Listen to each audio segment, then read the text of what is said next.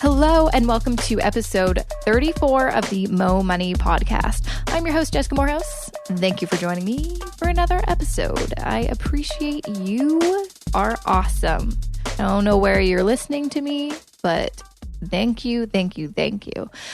I'm very excited. I know I say I'm excited every single episode, but guess what? I'm a very excitable person.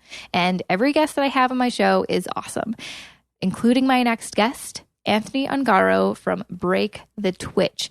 He has a vlog and a blog, and his whole thing is intentional living and minimalism, things that I absolutely love. I feel like they're kind of, maybe it's just that I'm getting into it, so I feel like it's a trend or it's becoming more popular, but whatever. I don't care. I'm loving it. I love what he's doing. Check out his vlog especially. I love his videos. They're amazing. And he does them all himself. I asked him, do you do all of that yourself, all the graphics and everything? Yes, he does. He is an amazing person. So we are going to talk together about how to introduce minimalism and intentional living into your life. And his story, how he got into it, actually had to do with getting into some pretty severe credit card debt. Thanks, Anthony, for joining me on the program today. I really appreciate it. Thank you. I'm just glad to be here. Yeah. I'm excited to talk about Breaking the Twitch. So, but before we kind of delve into all of that stuff, how did you kind of just change your whole lifestyle? Like, what sparked that? I'd love to know, because it seems like you've totally did a whole lifestyle overhaul and are living completely differently than you were before. Absolutely. Many things changed when I had a particular realization, but the story starts significantly before that. In fact, I would go back even as far as 4 years before I kind of had that aha moment.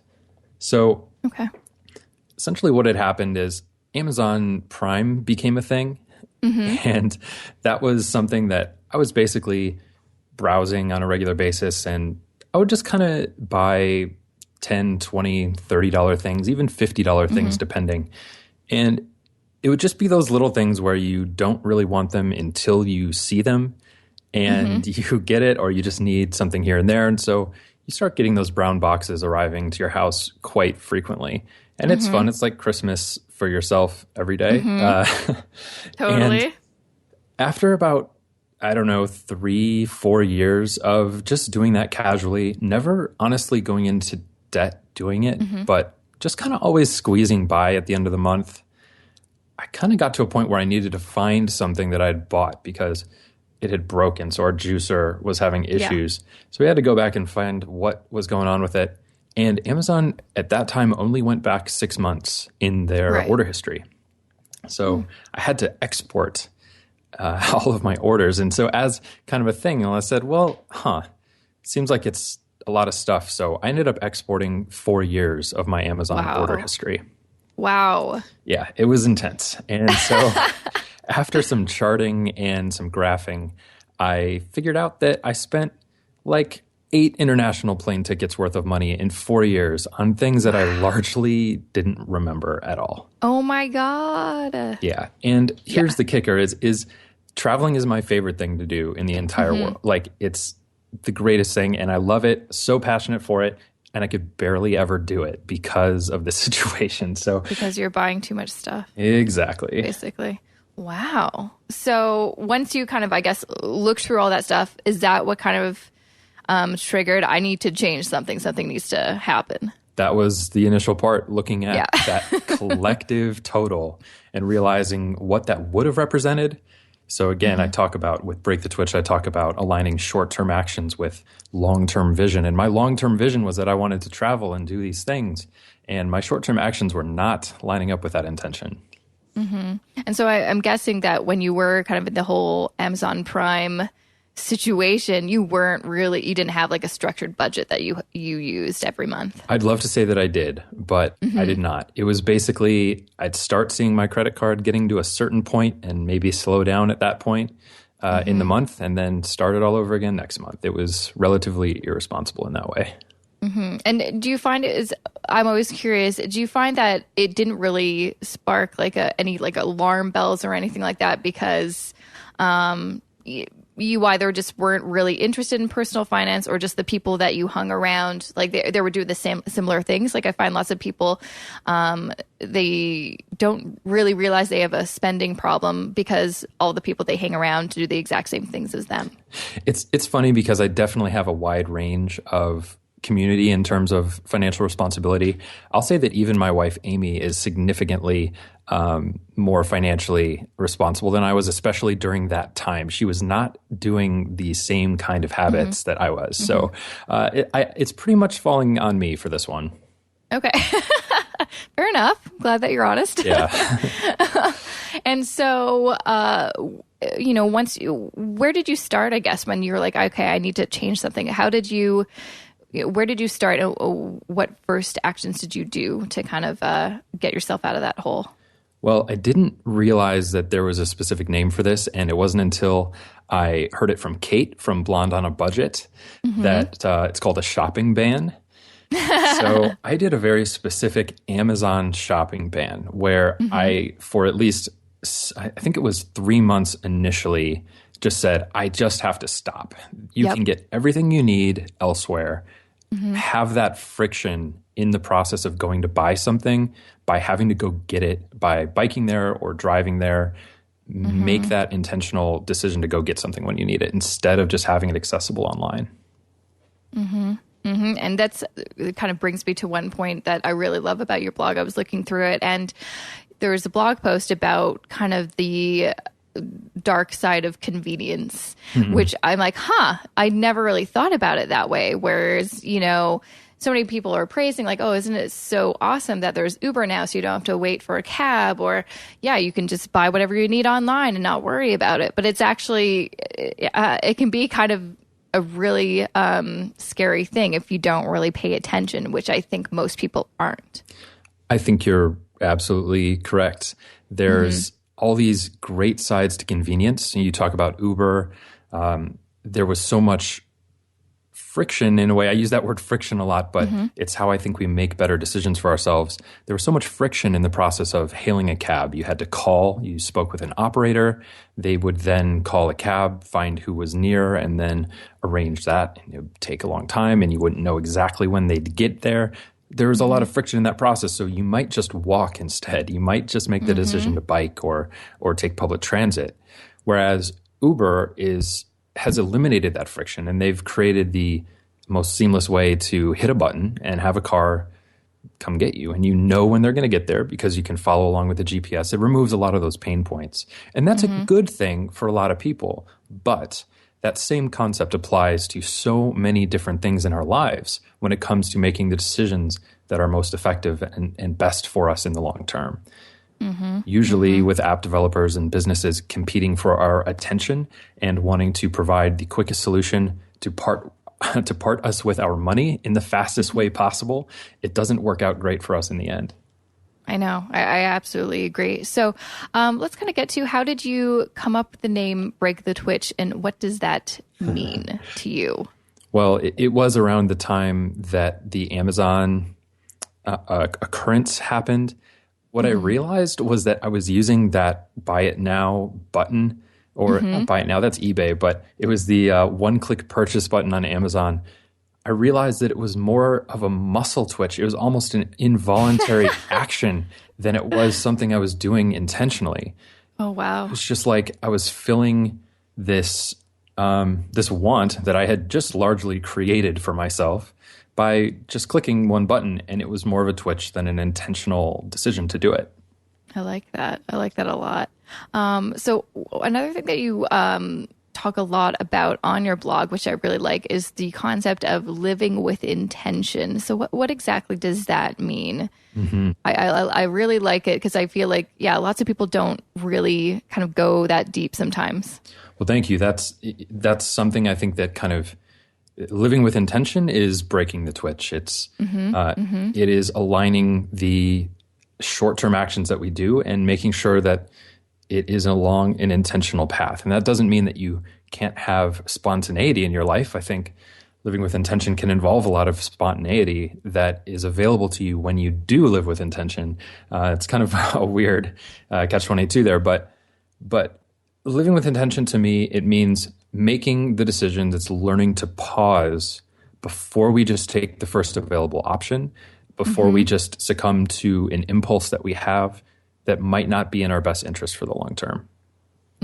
So just kind of putting more thought behind everything you do, including spending and just money management. And just, it seems to me like a lot like the word that kind of popped in my mind was value. So it just put more value on what you're doing and what you're buying and where you're putting your money, right? Absolutely. More thought into it. So many negative things could be avoided by simply pausing for 60 seconds before which I think is a very hard thing to do in our kind of society where everything is instant. You've got, like, I remember reading also another blog post on your website that was talking about how you get, I can't remember the word you used, but like distracted. Like you're going to be trying to do one thing and focus on it, but you might get a phone call or a text message or a knock on the door, and there's always going to be something. Yes. And there's only a certain number of those distractions that you can control in your life. Some of those are like your cell phone notifications. We very much have control over how we allow our cell phones, our smartphones, to interrupt us in our life. We can turn off the notifications. We can make it so that silent mode doesn't vibrate. And you can really control some of those because there are just so many distractions in life that you can't control. We might as well at least manage the ones that we can. Exactly. In that reference, I think you were referring to the creative flow concept. Exactly. Yeah, I wanted to bring that up because that was something that I'm like, I've never heard of creative flow before, but it's really cool. Definitely. This is something that I find super interesting and very important. Creative flow to me is that feeling of being in the zone, just kind of getting lost in your work. And it can be really hard to achieve. It's kind of that feeling where hours can pass by effortlessly and you're doing particularly difficult work, but you get so absorbed into it that it just becomes kind of just flow is the best way to describe it. And what I found is that I cannot personally enter creative flow if I'm pulled away. If you can imagine a ramp, or like, you see a financial chart that looks like a hockey stick going up and to the right. That is a diagram of creative flow. And everything we do is hard at first. When you have a blank page and you need to write a report or you need to write a paper, it's difficult sitting there. But after 5 minutes, you just kind of start writing, you just start getting words down, you keep going. And as long as you don't get pulled away, you will enter this productive kind of flow of work and you'll get absorbed by it. And the problem is that when we have constant interruptions, we never are able to fully enter that flow state. So it makes everything more difficult. And if we're being constantly pulled away, it starts us over at the beginning and we have to keep climbing up that hill to get to this really productive, deep, creative place. That kind of also makes me think of another kind of concept you talk a lot about is, disruptions, but also clutter, which is kind of, along the same lines. Whereas, a big part of your platform is minimalism, which is becoming increasingly more popular, especially in the personal finance community. Because, personally for me, I think I've always been an unintentional minimalist, just because I don't like a lot of stuff. I just don't like the clutter. I like things clean and organized. I literally cannot go to bed if things aren't in their place. And it's easier for me to do that if I just don't have a lot of stuff. Absolutely. It reduces the time it takes to get that done, doesn't it? Exactly. And I was talking to Kate actually on one of my first podcasts about this because she was still in the midst of her first shopping ban. And I told her, I kind of did a bit of a shopping ban when me and Josh moved from Vancouver to Toronto. And not just because we were unemployed for a few months at the beginning, though that did have something to do with it, but also because we didn't know how long we were going to be in the city. In my mind, I'm like, maybe we'll stay a year or two, but I think we're going to move home after that. So I don't want to accrue a lot of stuff because that means we'll have to either sell it, get rid of it, or lug it with us. And I didn't want to. And so I kind of put a little bit of a ban on myself to I'm not going to buy any books because they're really heavy and they're hard to transport. I'm not going to buy any furniture that we don't actually need. So for the first, I think, year of living in Toronto, I didn't buy anything that I didn't actually need. And I've tried to kind of maintain that because we also live in a very tiny apartment. And it's been great. And, the less clutter in my house, the less cluttered my mind is. And I do feel like I'm a bit more productive because of it. I would agree completely. I think you're spot on there. And I do have a theory that moving makes everybody temporary minimalists when you come down to making some of those decisions of, does it go in the truck or can we just get rid of it? Like, do we need to move this again? That kind of thing. Exactly. And the idea of having the intentionality behind living in a certain space for a specific duration and knowing that you're going to have to move something again if you acquire it during that time, that's really smart.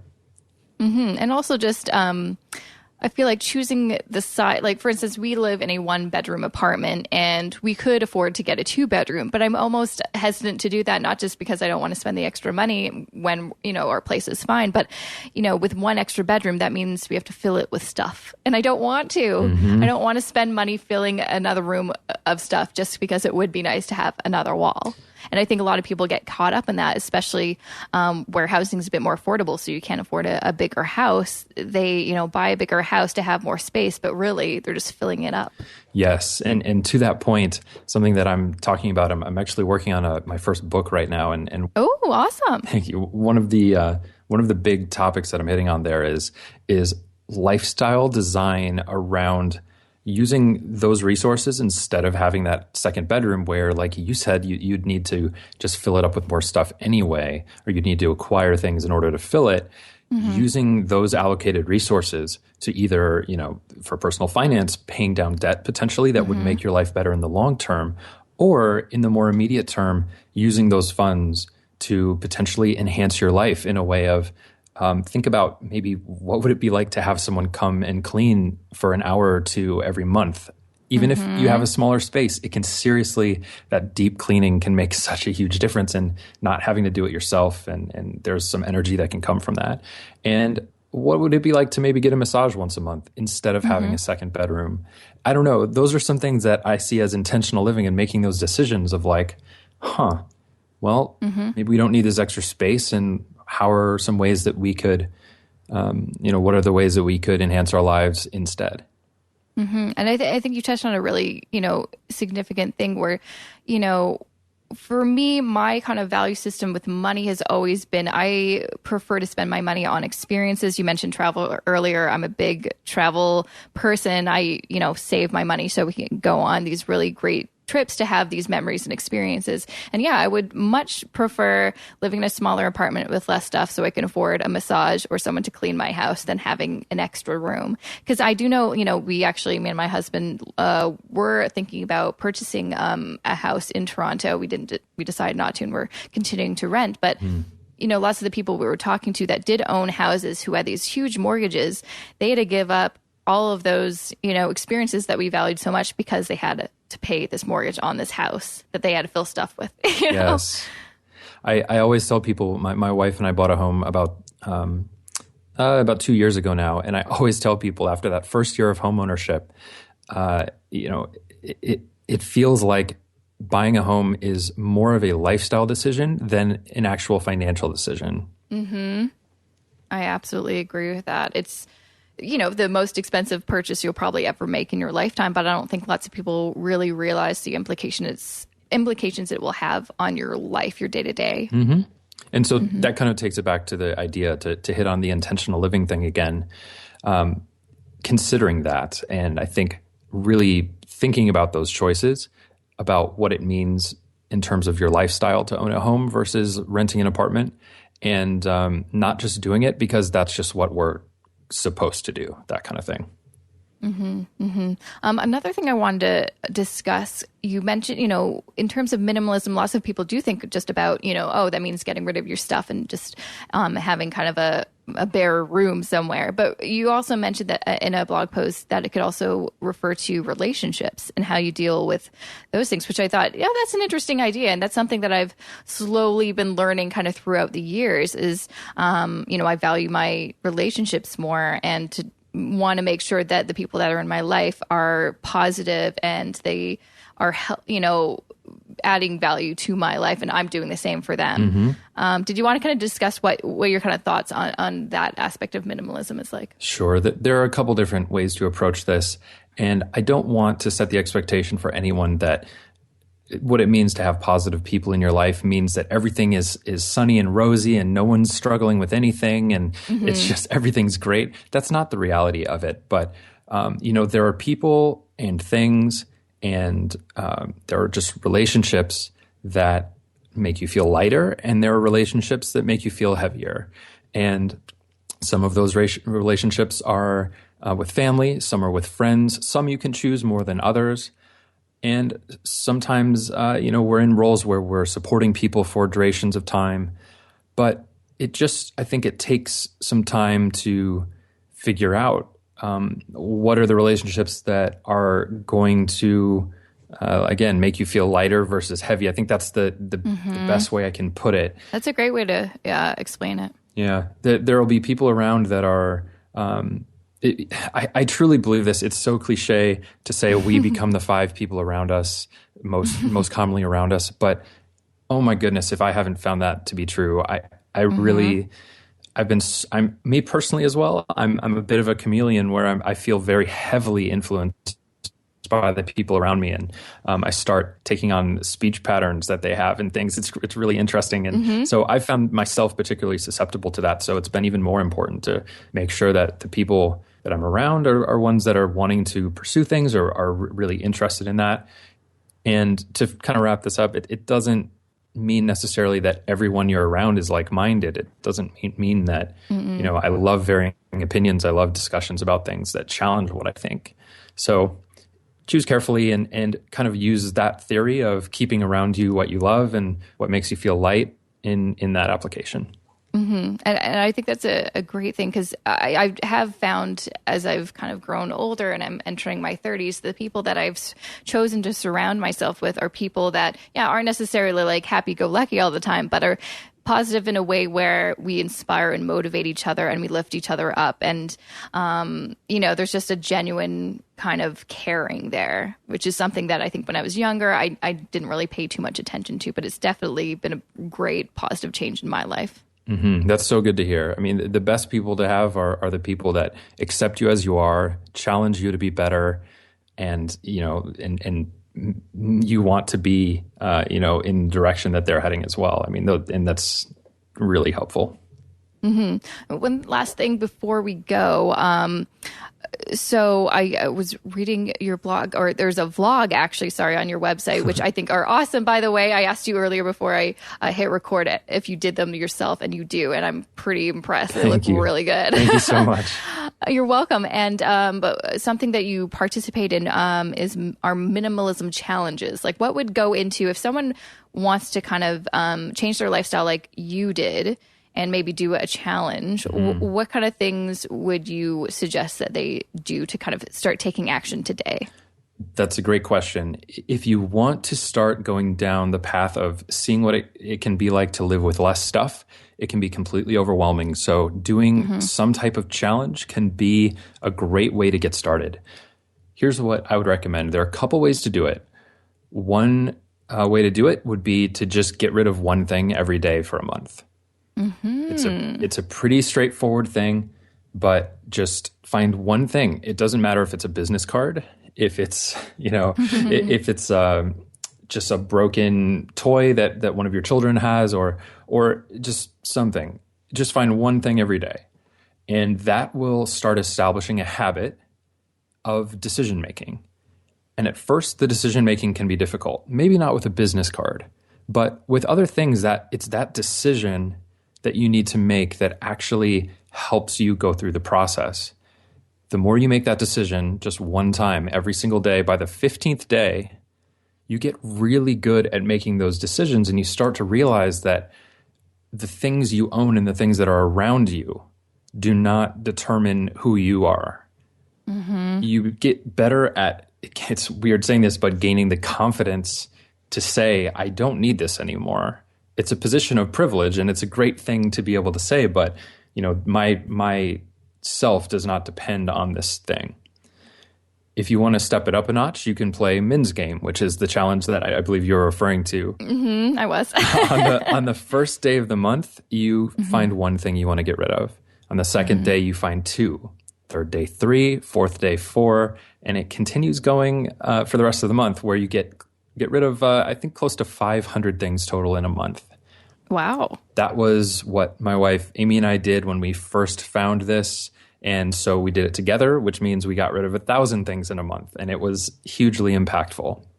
Wow. That's amazing. That's really exciting. Now, I honestly have this urge to just declutter my living room right now. I'm like, I'm going to go in all the drawers and get rid of all the crap I don't need. Well, it's a great time to start. You know what they say about planting trees, right? No, what did they say? It's when's the best time to plant a tree? 20 years ago. And when's the second best time is right now. Love that. That's awesome. Well, thank you so much for joining me, Anthony. It was a pleasure talking to you. Thank you, Jessica. I'm so glad to have been here and glad to chat with you. And isn't Anthony awesome, just like I said? Yeah, he is. Make sure to check out his website, breakthetwitch.com. Check out his videos. Like I said, he has an awesome YouTube channel. And of course, check out the show notes for this episode, jessicamorehouse.com/34. And if you like what you hear, make sure you send me an iTunes review